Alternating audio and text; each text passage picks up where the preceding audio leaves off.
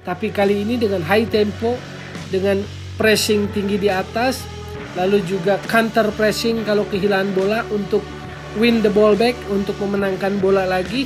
Itulah yang kemudian saya melihat ciri itu mulai muncul lagi di Die Mannschaft made in Hansi Flick ini. Oke, balik lagi di Gocek Bung Toel. Kali ini kita mau bahas sepak bola Jerman, tim nasional Jerman Die Mannschaft yang memastikan diri sebagai tim pertama yang lolos ke putaran final Piala Dunia 2022 Qatar. Denmark menyusul sebagai tim kedua yang lolos dari babak kualifikasi. Tapi kali ini saya mau fokus bicara tentang atau mengulas tentang Jerman, Die Mannschaft. Jadi kita tahu bahwa di periode akhir dari kepemimpinan pelatih Joachim Löw, Jerman grafiknya merosot cukup tajam. 2018 Piala Dunia Rusia, Jerman terhenti di babak fase grup, termasuk salah satunya kalah oleh Korea Selatan.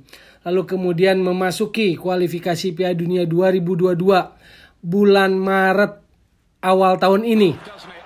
Jerman itu kalah 1-2 oleh North Makedonia di rumahnya sendiri. Main sebagai tuan rumah, kalah 1-2 dari North Makedonia, yang kemudian membuat situasinya dianggap sebagai tamparan keras bagi tim nasional Jerman.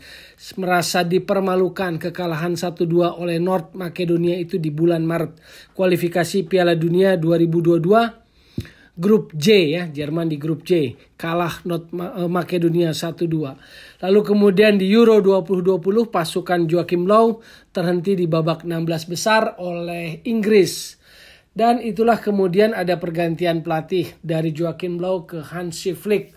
Hansi Flick yang baru 1 musim setengah menangani Bayern Munich, sukses di Bayern Munich, didaulat untuk menjadi pelatih tim nasional Die Mannschaft.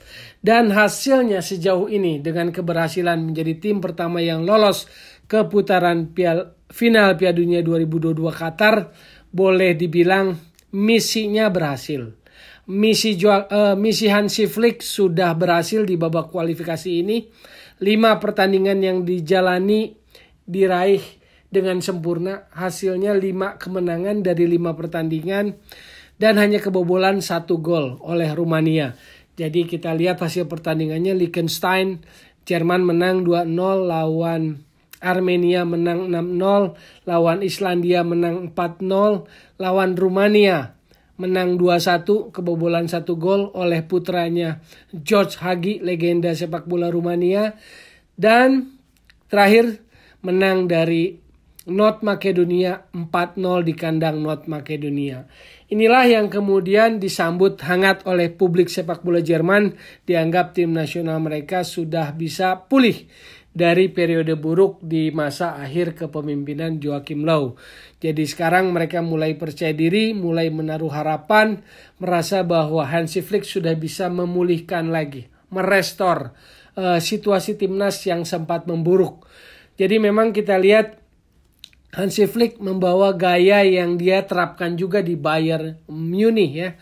Bahkan kalau kita lihat skuad dari tim nasional Die Mannschaft di kualifikasi yang terakhir waktu lawan North Makedonia ada 8 pemain asal Bayern Munchen. Jadi saya nggak kebayang kalau itu terjadi di Liga Indonesia, ada 8 pemain dari satu klub. Kira-kira keberatannya apa ya? Mereka melepas pemain itu atau tidak? Ini intermezzonya lah, supaya jangan terlalu serius. Saya mau intermezzo sedikit dari Jerman tadi ke Liga Indonesia. Dari Bayern Munich yang menyumbangkan 8 pemain ke Liga Indonesia. Nah begitulah Hansi Flick melakukan pendekatan merestorasi. Salah satu strateginya adalah pendekatan ala Bavarian atau ala Bayern München. 8 pemain dan juga cara bermainnya. Jadi Hansi Flick mulai lagi dengan high tempo tinggi, progresif, selalu bola naik ke depan, progresif, dan high pressing. Jadi high pressing style, jadi pressing di atas. Kalau di periode terakhir Jerman di era Joachim Löw di masa-masa terakhir, Jerman memang selalu possession unggul, tetapi movementnya itu lambat, temponya lambat, sehingga kemudian pertahanan lawan itu tidak tidak jadi direpotkan dengan pergerakan pemain Jerman dengan possession pemain Jerman atau Die Mannschaft. Tapi kali ini dengan high tempo, dengan pressing tinggi di atas, lalu juga counter pressing kalau kehilangan bola untuk win the ball back, untuk memenangkan bola lagi. Itulah yang kemudian saya melihat ciri itu mulai muncul lagi di Die Mannschaft made in Hansi Flick ini. Mulai ada kesegaran lagi, mulai balik lagi ke gaya seperti itu. High tempo, pressing di atas, lalu pergerakan movement yang dengan tempo tinggi. Sehingga lawan agak disulitkan dengan manuver itu. Dan yang terakhir adalah kalau kehilangan bola, counter pressing.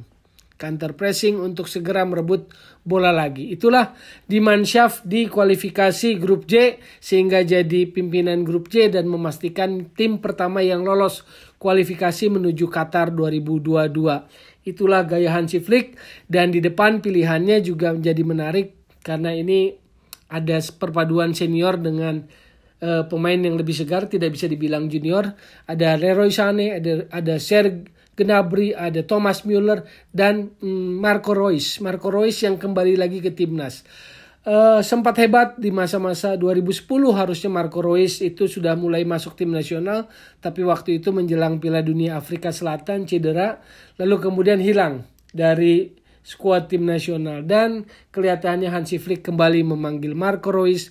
Menurut saya ini sesuatu keputusan yang sangat baik karena Marco Reus menurut saya adalah salah satu generasi seangkatan Müller yang memiliki kemampuan luar biasa.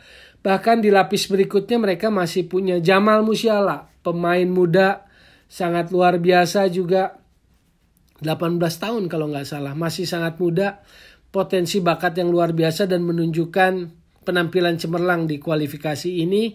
Lalu juga Florian Wirtz, ini juga masih sangat muda, Bayer Leverkusen 18 tahun. Sangat menarik permainannya, menjadi amunisi segar di lini atau selain 4 pemain senior tadi.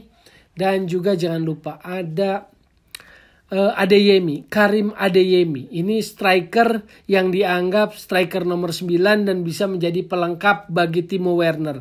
Jadi pilihan Jerman nggak melulu soal Timo Werner, tapi ada juga Karim Adeyemi yang sekarang main di Red Bull Leipzig. Austria Salzburg. Jadi dia striker main di Austria Salzburg. Dan dia adalah tipikal yang dianggap sebagai nomor 9 sejati. Dan ini yang dibutuhkan Jerman. Karim Adeyemi.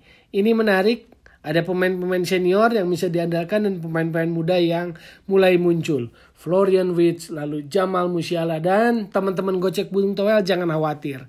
Sebentar lagi stasiun TV One akan segera menyiarkan Bundesliga. Jadi permainan-permainan hebat dari gelandang-gelandang Jerman seperti Leon Goretzka, Joshua Kimmich. Lalu juga tadi Florian Wirtz dari Bayer Leverkusen, Matthias Ginter, Borussia Mönchengladbach, maupun juga Jamal Musiala, Bayern Munich akan bisa segera kita nikmati. Nah, itulah cerita saya tentang kebangkitan Jerman atau pulihnya Jerman, dan Jerman boleh berharap banyak di Piala Dunia Qatar 2022 ini dengan komposisi pemain perpaduan senior dan junior yang makin kompak, terbukti di kualifikasi Piala Dunia 2022 Qatar ini. 5 pertandingan terakhir disapu bersih dengan kemenangan dan hanya kebobolan 1 gol oleh Romania. Luar biasa Hansi Flick. Sekali lagi selamat Jerman jadi tim pertama yang lolos ke Qatar 2022. Sekali lagi saya ingatkan, jadi solusi bukan polusi sepak bola. Dan tetap di Gocek Bung Toel.